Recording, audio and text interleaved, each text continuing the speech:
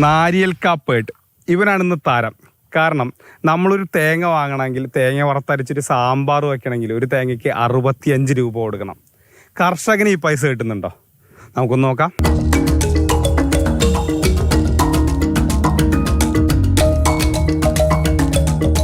രഘുവേട്ടാ, എങ്ങനെയുണ്ട് ഇപ്പോൾ? തേങ്ങകളൊക്കെ നന്നായിട്ട് കിട്ടുന്നുണ്ടോ? തേങ്ങ അതന്നെ 10,000-2000 തേങ്ങ കിട്ടുന്ന തോട്ടമാണിത്. ഇത് വന്നിട്ട് ഇപ്പോ 500 തേങ്ങ കിട്ടുന്ന കാര്യം സംശയത്തിലാണ്. മാർക്കറ്റില് ശരിക്കും തേങ്ങയാണ് താരം. എങ്ങനെയാണ്, നിങ്ങൾക്ക് ഇതിന്റെ ഗുണമൊക്കെ കിട്ടുന്നുണ്ടോ? ഞങ്ങൾക്ക് ഇതിന്റെ ഗുണം കിട്ടില്ല. ഞങ്ങൾ ഓപ്പണായിട്ട് കൊടുക്കാൻ പോകുമ്പോൾ ഏറി വന്ന 35 രൂപ 30 രൂപയൊക്കെ കിട്ടാറുള്ളൂ.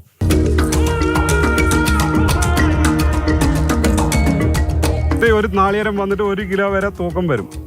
ഇപ്പൊ ഇത് വേനലിന്റെ അവസ്ഥയായ കാരണം വന്നിട്ട് ഇത് 1/4 കിലോ വരുള്ളൂ. അപ്പൊ നമ്മൾ ഇത് തൂക്കത്തിന് കൊടുക്കുമ്പോൾ നമ്മൾക്ക് വളരെ തൂക്കം കമ്മിയായിരിക്കും, പൈസ വളരെ കുറവായിരിക്കും.